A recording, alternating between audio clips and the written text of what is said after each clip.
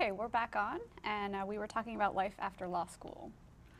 Life after law school. Well, there was no question that I was going to come back to LA. I love LA. I grew up in LA. I wanted to live in LA. And even though the women and people of color were hired last from the firms that came back to Harvard, believe it or not, oh, what a surprise, I did get a job with Richards, Watson, Dreyfuss, and Gershon. Yes, it's the same Dreyfuss family that Richard Dreyfuss is in, actually. And they did municipal law. And it was just the time that Prop 13 passed in California, which lowered the property tax for everybody and kept it from growing. And so there was a lot less resources for cities. Suddenly, doing municipal law wasn't about helping people anymore. It was about how many lights you could turn out and how many people you could fire. So I didn't want to do that. So I quit, and I went to a feminist law firm where they were doing family law to kind of bring money in the door, and they were doing employment discrimination cases to kind of change the law. And I didn't really like that either, so I went into sole practice. But alongside my work as a lawyer, trying to make a living and trying to figure out what to do, I also got involved in the domestic violence movement, which was just starting out at that time. A young woman who had been a student of mine at UCLA was one of the people that started the second shelter in California, which was in Santa Monica. She asked me to put together a resource board, which I started doing. I mean, I didn't really know how to do that. And I got engaged over that time with other lawyers who were trying to draft laws related to domestic violence. There weren't any. No restraining orders. It wasn't a crime. I mean, there was nothing on the books in most of the states. And so we began having a conversation about how to change that. And I was asked to come and teach a class at SC in gender and law, just as an adjunct, and taught there, taught at UCLA. And finally I decided, well, hell, I'll be a law professor. I applied a bunch of places, and I was hired at Loyola Law School as an associate professor, and I taught gender and law. I also taught contracts and a bunch of other stuff. But I was developing a lot of theories about feminist law. And in 1989, two friends and I started the California Women's Law Center to further develop theories of sexual harassment, sexual assault law, domestic violence law, child care, lots of issues that we wanted to bring together because they were all related to women. And in so doing, we started helping to draft laws about all these things. And I was asked to go up to Sacramento and testify, because if you help an author draft a law, they want you to come up to the table and explain it to everybody, because half of the time they don't quite know what it is. And that's how I got up to Sacramento, started sitting there and watching these people on committees asking questions, and I thought, I can do that. And that's really what made me think about running. That's great. So before we get to your political career, in 1992 you appeared on Entertainment Tonight and publicly came out. Talk about your decision to do that. Well, this was not my decision to come out. I was actually out quite a bit already. In 1982, when I was working at UCLA, after I had graduated from law school, because I went back and worked there for a little while, again, trying to figure out what the heck I was going to do, I met and fell in love with a woman named Tori Osborne. And Tori Osborne, in just a few years, was the executive director of the Gay and Lesbian Center. Oops, no closet for me. So I came out to my parents, I came out to my sister, I came out, you know, you do it one at a time. It's actually quite exhausting to everybody, really, in the early 80s. What happened was Dick Sargent, who had gone from being on Broadside and then had done Bewitched and was quite a well-known popular actor, was being threatened with being outed in one of the magazines, because there were a number of publications in the gay community that were always very upset at people who didn't come out. And so they would threaten to out people. And Dick was just beside himself. So because we'd been friends all the way back since Broadside, he called and asked me what I thought he should do, because I was quite successfully out of the closet. And I said, you know, you have to really come out. And he said, I can't do that. Will you do it with me? And I said, of course. I mean, I've done everything but take a sign on Sunset Boulevard. Everybody knows, especially after, the People magazine was about to talk about me again. So we did a rally at the Gay and Lesbian Center in Los Angeles, which was a day when Governor Wilson had vetoed one of the bills that would protect gay people at work from discrimination. He had vetoed the bill. There were large demonstrations. And so there was a rally at the center, and I said, Dick, you should just come, and you should speak about why it's important to be out at work and not to be fired for being out at work. What could be more perfect? And I'll be standing right there with you. You know, they all know I'm gay, so now they're going to know you're gay. So he did, and there was immediate interest in some of the talk shows, the morning ones. Good Morning America wanted us to be on, and Geraldo wanted us to be on. And so Dick said, I'll do it if you'll do it with me. And I said, well, I don't want to do Geraldo. I think that's demeaning. And he said, no, that's just exactly the audience we have to talk to. So I said, okay, I'll do whatever you need me to do. So we went on Good Morning America, and we went on Geraldo. And actually, Geraldo got a call, which had been prearranged, but I didn't know it, while we were on the show, and it was Dwayne calling in to say to the audience listening and watching how proud he was of me. Is that generous or what? Now, it didn't get the big play that we thought it would because it happened to be the day that the Anita Hill story broke. So we were sort of like kicked off the air, no one was interested. But it was a big step for Dick, and I'm very glad that I did it with him. So talk a little bit about the Good Morning America appearance as well. Well, it was we were on it simply so that Dick could say why he had come out.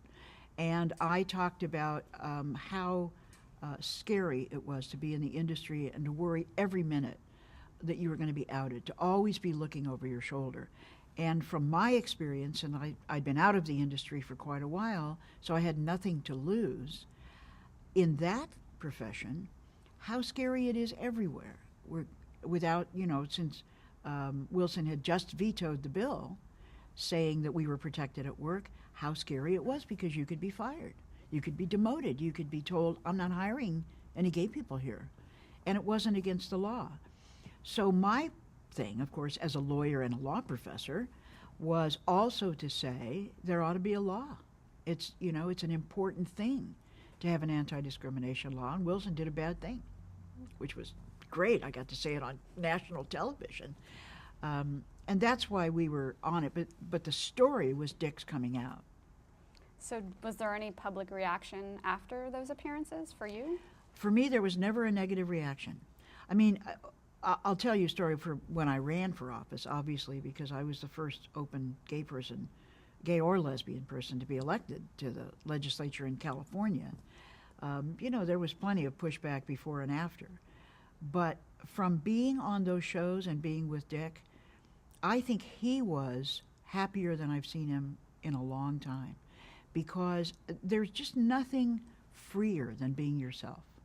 I mean, I think any actor will tell you, because a lot of them have a secret, some secret. And whether, they were abused as children or whatever, alcoholism in the family, their own problem, there's something freeing about simply being fully everything you are. And I think that Dick was surprised at how positive his experience was. But I already knew it because I'd gone through it. So then in 1994, you're elected to the California State Assembly. So talk about that. Well, it was scary to run for the Assembly in a way. I knew that I was qualified, being an attorney, and I had worked on a lot of issues that the legislature is interested in. But no gay or lesbian person had ever won even a primary and then lost in California for the state legislature. There were city council people, maybe on a school board somewhere, but this was big. And the thing that actually made it easy was Zelda Gilroy. Everybody already liked Zelda Gilroy. They liked her a lot. And the theory that we've had in the LGBT movement, as you know, is everybody ought to come out if they can, because once you realize your third grade teacher, the nurse that saved your life in the hospital, and your aunt are all lesbians, you change your mind about stuff. We've seen it happening even in Congress. And so we did a poll, really, about whether being gay was going to be a big issue and whether it made any difference that I was a, Zelda Gilroy. And the interesting thing was the interplay of those two questions, because it was just like, oh, I guess I do know somebody who's gay because I grew up with her. And so now she's gay, but I like her. So the upshot of it was, I don't really care. What do you think about education? I don't really care. Are you going to fill the potholes? Those kinds of basic issues for government. But it was really, I think, Zelda Gilroy that, not that got me elected, but that helped people feel they were electing a gay person they already knew was gay and that they already knew. And it was very helpful. And People Magazine, as I said, really helped, because they said I didn't even have to come out to everybody in the entire world. They did it for me. And so you spoke at the 1996 Democratic National Convention and the 2000 convention. Talk about those experiences. Well, I was invited to speak at the 96 convention on domestic violence, because I had been very active, in that movement. And many of the people with whom I worked were Clinton supporters, including David Mixner, who had been Clinton's roommate in college, was a major LGBT leader that I knew through Tory and through the center and through his work really in the community. So he and a couple of other people got me on the program. Now, when you speak at a convention, it's not like you're on when the television cameras are on. No, you're on at like 2:13 to 2:14 in the afternoon, where they're just filling things, for people at the convention. But boy, you can get some great pictures. There's you up on that great big screen, and it's in your resume, which is how you even know it. And it was a wonderful experience. Conventions, though, are crazy. They're probably the craziest thing I've ever been to. And I'm not a big convention goer. Then in 2000, I was actually asked to speak about diversity. And Clinton invited me as well to the White House, along with about 50 other people, to do a whole thing on youth and diversity and how young people, when they're treated equally, can actually develop very well. So did you interact a lot with President Clinton during those years? Not a lot, but I'll tell you, I had a cable show for a while that the city of West Hollywood produced, I should say, for 18 years. And it was about gay and lesbian people and issues. And it was called Get Used to It, which was from one of our chants when we were protesting. Be like, we're here, we're queer, get used to it. So we called it Get Used to It. And I did a show a month for 18 years. And because it was on the city channel, they asked other city channels in other cities if they wanted to carry it. And a lot of cities did carry it, including Washington, D.C., when it was on like at 3 in the morning. So I go back for this hate crimes gathering and youth that the president put on, and we have kind of a breakfast with Clinton, and we stand in line, to meet him and shake his hand. And so I went to shake his hand, and they started to say my name, and he said, well, I know who you are. I watch your show all the time. I said, you mean Dobie Gillis? He said, no, that other one. He was watching at 3 in the morning. Well, it was a very interesting show, and I interviewed people, some of whom aren't even with us because of the AIDS epidemic anymore. And that, we're trying to get all of those digitalized and into a library, so maybe we'll talk to you about that too. What the heck? So was that a one-on-one interview show? It was one-on-one or one-on-3. It was completely up to me. And sometimes I would do an issue like mental health, how the mental health establishment is treating LGBT people, when I would have, 3 people. It was really not a very interesting show visually. It was a talk show, and all we did was talk. But for the history of the movement in the last 20 years, going from we don't have any rights and we're afraid to ask for anything to what we just got, it's quite a remarkable oral history in its own way. And I did interview one-on-one virtually everyone that I thought anyone would be interested in, primarily Californians. But all of the first 4 LGBT people elected to the legislature in California were all lesbians, all women. And so I have each of them on tape, and then the boys when they were elected, and just leaders of various aspects of the community in terms of, on mental health or children or foster children or, 18 years is a long time to do 12 times 18 shows. Are there any particular interviewees that stand out for you from Absolutely. that period? There's one interviewee that stands out for me head and shoulders above the rest, and that's Paul Manette. Paul Manette, a poet, a writer, an incredible thinker, was dying when I did the show with him. And we talked about art and death. Thinking about death and how it might inform your art. How his poetry was different once he knew he was dying. I think I'm not saying I was so extraordinary, but to have that really on tape, it was an extraordinary show. And interviewing some of the people who had served in the military who were kicked out once they were Greta Kammermeyer, who was a colonel in the Air Force, and when she admitted even under Don't Ask, Don't Tell that she was gay, she was kicked out, a colonel. And the military shows were very memorable for me. We did a couple of shows with transgender youth, and that was amazing to me because I'm not part of that minority. And I felt I'm standing on the shoulders of so many people who allowed me to come out.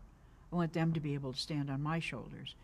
And they're poignant. They don't feel sorry for themselves, but it's poignant.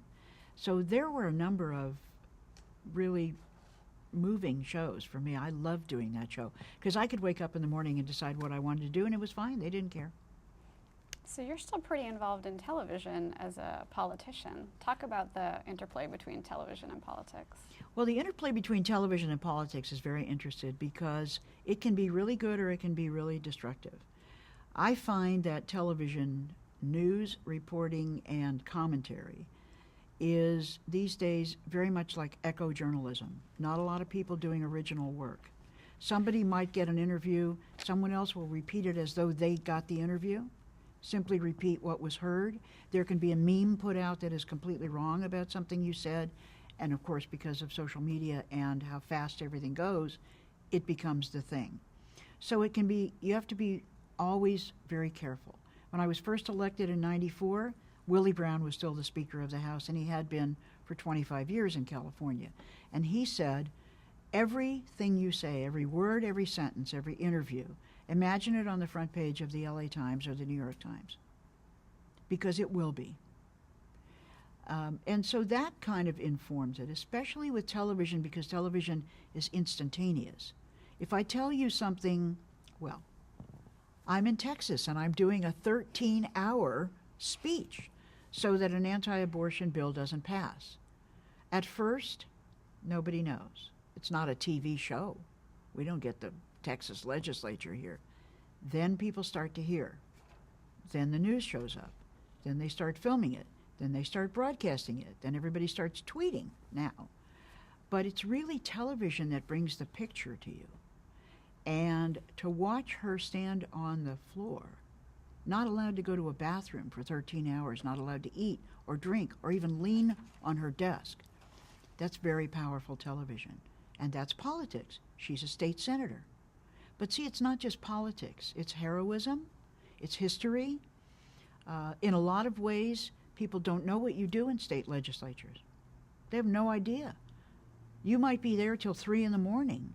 trying to argue that students should be able to take art and not have it be cut out of the budget. Nobody knows you're doing that. But if somebody shows that and they see you on television, then they know you're doing it. And it's really very much the same thing about sort of the faux historic shows where they'll show a moment in time and they'll show either someone playing you or, clips. There is nothing more important than the information that television has gotten out to everybody. But you do have to be very wary when you're running for office about what's caught. Nowadays, it's not so much television as it's iPhones. Did you have any situations when you were running for office with television that you had to be wary about or anything? I was never wary running for office because I always think before I speak. I mean, I don't know why, but I really do. I rarely misspeak. I rarely have to say, oh, that was off the record. I didn't mean it. I mean, you have to know, you have to say it's off the record before you say it. You have to be kind of quick about it. So I had no missteps with television. However, there were some very interesting things. Bill Rosendahl, who is just about to leave the Los Angeles City Council, has been a member for quite a while, was an executive at Century Cable. And as part of his executive service, he had the best political interview show of anyone anywhere in the country. Everyone would be on his show. So it's 1994 and I'm running for office. First time. I have a Dana Buckman green silk jacket. And 6 men are running against me. So Bill lines us up, 3 men and me, and 3 men. So what's the visual that we get on his show for the debate? Gray suit, gray suit, gray suit, Sheila. Gray suit, gray suit, gray suit. You could turn the sound down and I would have won. You know, I mean, it's powerful. It's more than just listening on the radio. And the visual nature of television, I think, from the very beginning, was the difficult thing about it and the opportunity of it, because it's visceral. It doesn't necessarily go through your brain as much. It just grabs you. And so with politics, if we would be talking like happened in Texas, but it happened to us on our gay bills. I brought the first bill to protect gay students in school. We had a 3-hour debate. It's all televised on the state, on C-SPAN or whatever. And people get kind of interested and caught up. You know, people would call my office in the morning and say, I was up listening to you guys until 3 in the morning. It's fascinating stuff. Television has completely opened that world. And in the courts where you have cases about abused and neglected children, those used to be closed to television. And in Los Angeles County, Mike Nash, the chief judge, he said, no, we have to open those up. We want people to be able to see those proceedings. How are the judges making decisions about these children? It's very powerful. So you had mentioned in passing the Supreme Court rulings from yesterday. Let's talk a little bit about those and their significance. Yeah, the Supreme Court ruled yesterday, as you and I are talking, and I realize that people are going to be watching this, for years and years, but ruled yesterday that the Defense of Marriage Act was unconstitutional, and Prop 8, which barred marriage equality in California, was not able to be appealed by the people who had brought the proposition, and therefore the district court's decision that it was unconstitutional stands because it could not be appealed. People that brought it didn't have a right to do it. It was an enormous step forward for gay marriage, but I have to say, you have my history now on tape. I've been living for a while. Never did I ever imagine that there would be the ability for my community to marry. We were begging not to be kicked out of our apartments just for being gay, or turned away from, or beat up and arrested in a bar. We started out not asking for very much because we couldn't get very much. It's quite historic to have Supreme Court justices write that your relationship is as good as other people's relationships. And that, just like in Loving versus Virginia in 1967 on the interracial marriage, which brought tears to so many people's eyes, love is love. It was really great. It felt great. So you served in the state assembly from 1994 to 2000, and then you served in the state senate starting in 2004 to 2008. No, 2000 to 2008. Oh, 2000. My apologies. Yeah, went right from the assembly into the Senate. Okay.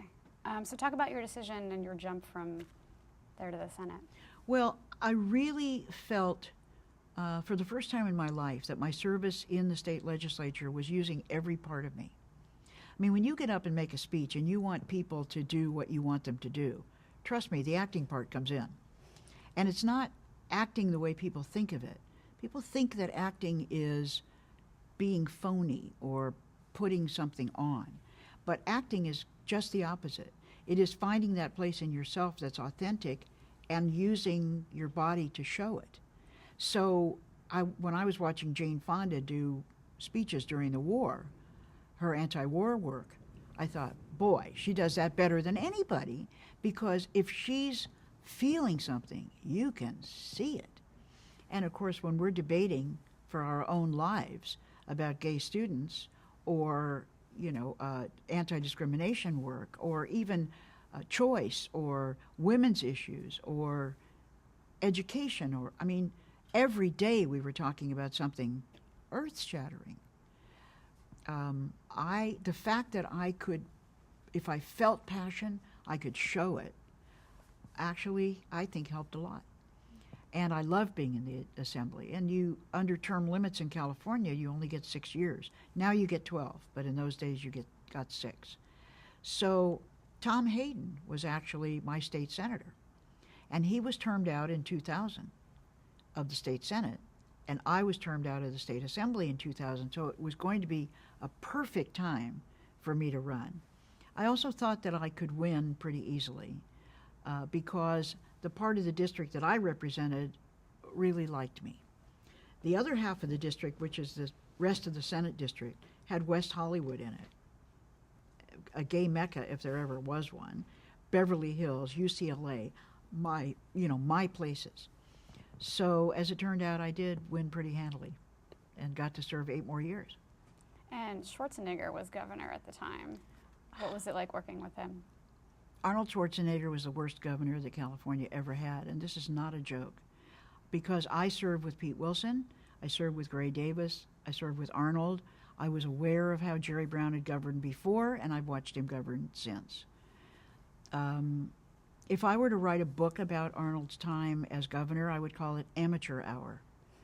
And that is actually the major problem, is that especially in the Republican Party, though not only, there's this attitude that you don't have to know anything to be in government, that it's just easy. And Arnold was the epitome of I don't know anything about governing. So he would bring people together to talk about an issue and say, I've got all the stakeholders at the table. And then he wouldn't know what to do with the information because he had no experience making a decision about policy. He bragged that he was going to do away with what he called the car tax, the vehicle license fee. And then after he did away with it by a stroke of a pen, when someone told him he just put a $6 billion hole in the California budget, he said, I did? Oh, well, we have to fill it. So he took $6 billion away from social services and schools to fill what he had just taken away from the cities and counties. Stupid. So I feel very negatively about his time as governor, as you can tell. But I have good reason. I was there. He's also very angry at me because he had a very big health care reform bill that was frankly terrible.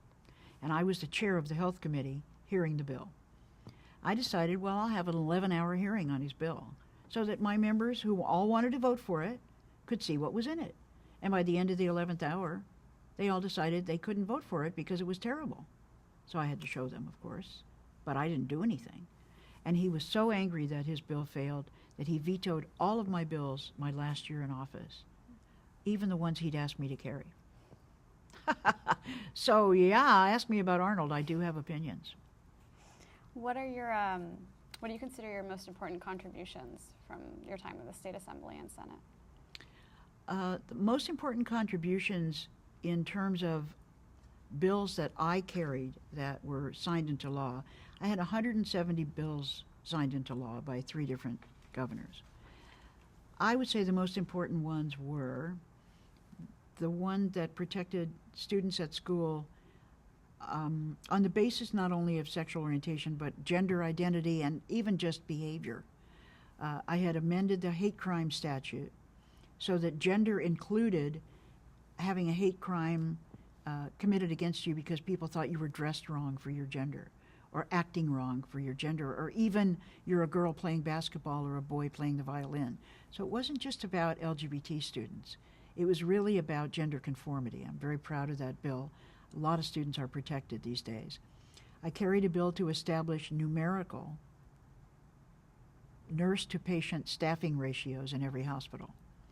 And I really feel like that saved lives. I still have people coming up to me in restaurants telling me it was so much better now for their dad than it had been when their mom was in the hospital dying before we had ratios when the nurses had 10, 11, 12 critical patients. Now they're only allowed to have 6.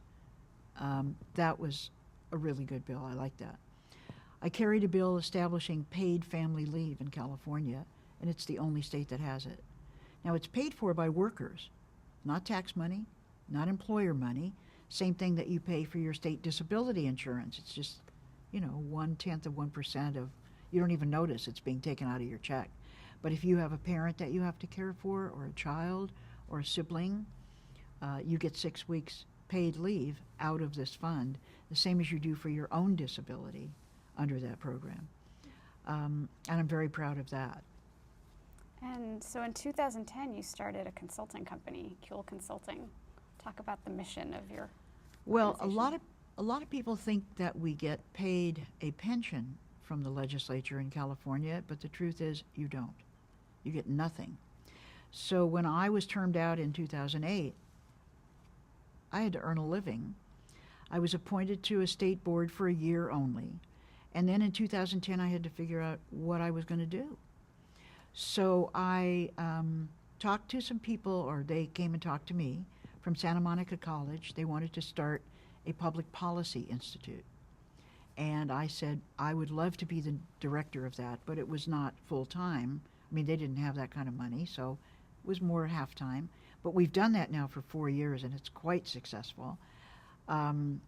UCLA offered me a teaching position, not a full-time ongoing one, but I taught in the law school one class, and then I taught in the public policy graduate school as a Regents professor last year. So under the sort of banner of Kuehl Consulting, I sort of gathered everything, I just call it that, but I've done some work with Planned Parenthood, various people with whom I consult. I'm very picky. I don't like to work for anyone else. I only like to do things I like to do, or that I believe in.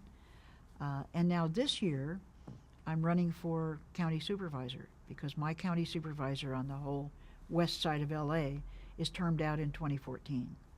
So history will tell as people watch this in 2015 whether I won or not, but that's what I'm doing right this minute. What's the biggest lesson you think you've learned from your political career? The biggest lesson I've learned from my political career is that any notion that you might have that lying will get you somewhere is just wrong. I don't understand politicians who think they're invisible. They say something here and then they don't understand why it was printed over there. It's a very good lesson, but it's for life, really. All you have is your reputation and your relationships, period. So you should be honest with people. You should keep your word. It's just like what you learn in kindergarten. Those were the most important lessons from politics. The other thing I think is people will be with you that you don't even expect to be with you if you give them a chance. A lot of times they're not. They can't get there. They're afraid of their districts. A lot of people didn't vote for the gay bills early on because they thought they'd get thrown out, which they never were. It gives you an opportunity to show your passion and especially your courage. I never had a job where every day I was called upon to live out my values. You get up and you vote yes on something, or you argue against it. It was a wonderful experience. But I think the lesson is, just like in life, tell the truth and keep your word. There was one other cable series that you were involved in for the city of West Hollywood's 25th anniversary. Oh, yeah. Talk a little bit about that. Well, having done Get Used to It for the city of West Hollywood And because I was looking around for work, West Hollywood, which is a fairly new city, was having its 25th anniversary, and they wanted to do a series of shows about the city. And they wanted me to moderate them because I had done this other show.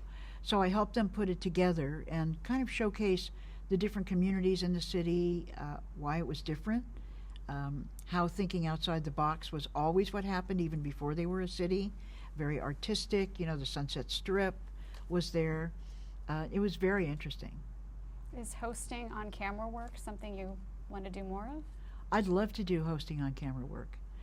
I'd love to do a radio show. I'd love to be a DJ. I mean, I think there's just a lot left for me to do.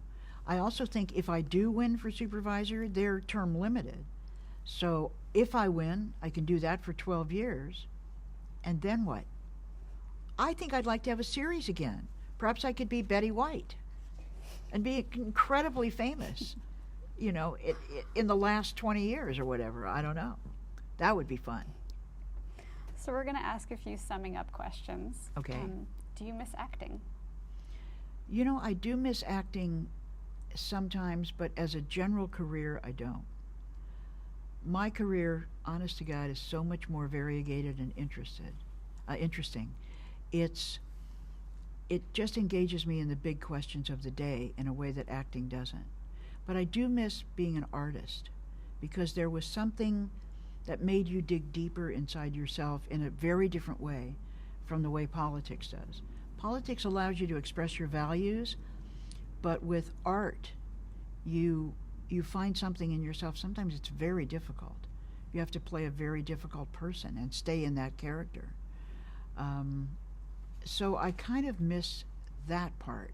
The creative part of me has lessened. I became very left brain after law school, and I've only just started getting the right brain back.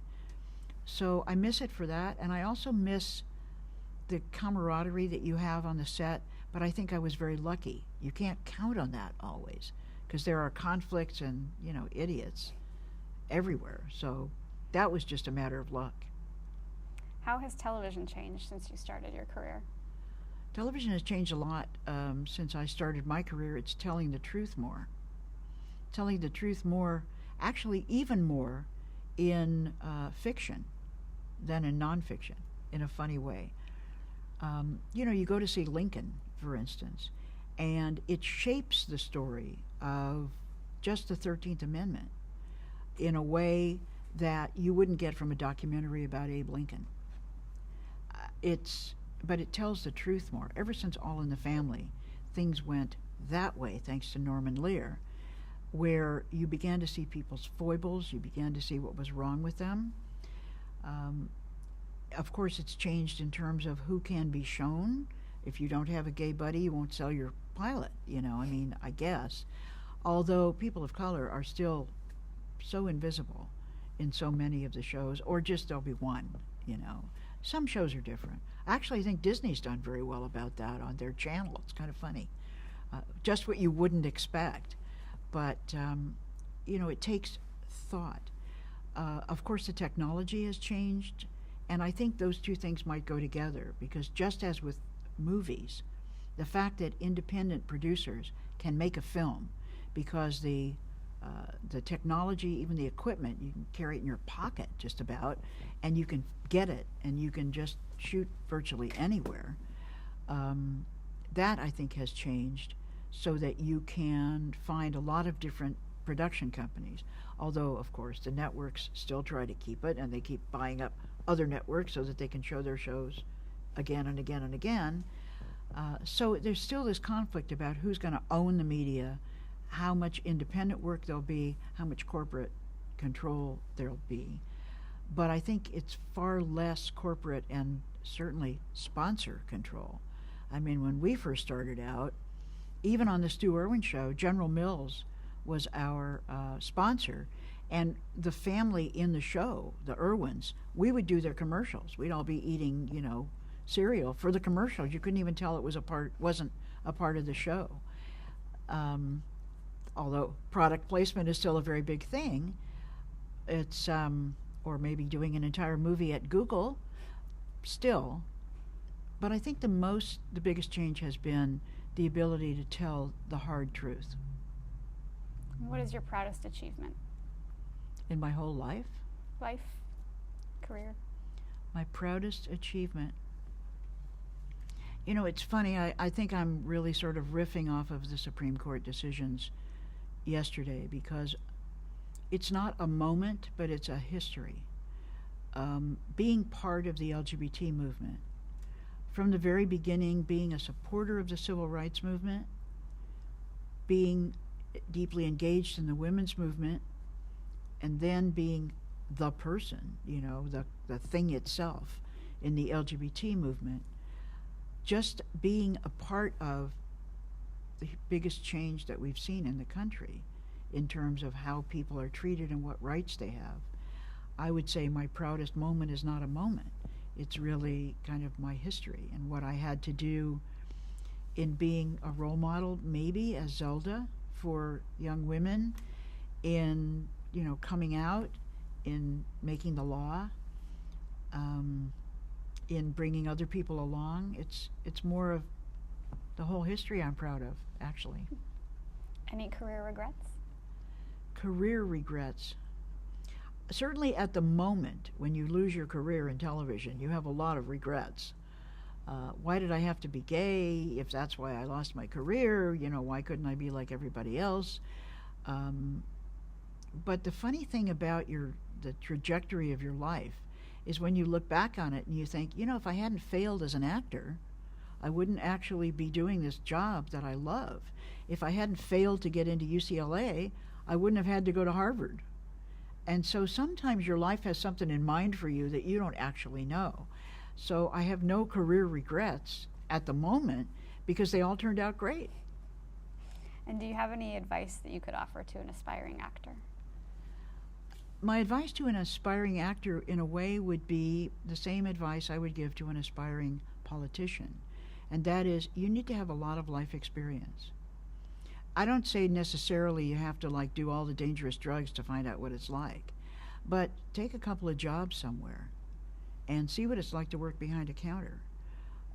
You know, groom the horses up at some stable. Broaden your life so that you understand what other people's lives are like. Because if you're going to be an actor, you need to find something in yourself that's going to allow you to be another person. And how are you going to do that if you've never experienced anything like what they're doing? And it's the same as a politician. I won't say politician, I would say elected. A politician is a person who runs for office. Once you win, you're really an elected, which is different. You're a representative. That's your job. You're not really just a politician. And it's really good to understand, how are your constituents living, not just the ones that gave you money, not just the ones that come in your door because they go blah, blah, blah, blah, blah, but real people. So I think the advice is actually the same. Broaden your experience. And our last question is, what do you think your legacy is so far? My legacy. I'm sure that I have one or two or three or four or five. I think my legacy, I used to say, you know, I am a first up here in Sacramento, and everyone would think I was going to say I'm the first gay person, and instead I would say I'm the first sitcom actress who was ever elected. And I think my legacy really sort of flows through having done a character that people still remember to show that girls could be smart. And then being a smart girl and going to Harvard, which I felt was pretty lucky because UCLA turned me down, and then using that degree really for the women's movement, for the LGBT movement, and then in government to try to do what was right and fair. So I hope my legacy would be one of role model of the smart girl, and then do something with it and try to make life better for people who are not as fortunate as you are, who haven't been as lucky. If that's my legacy, I'd be happy. Thank you so much for sharing your story with us today. My pleasure. Thank you.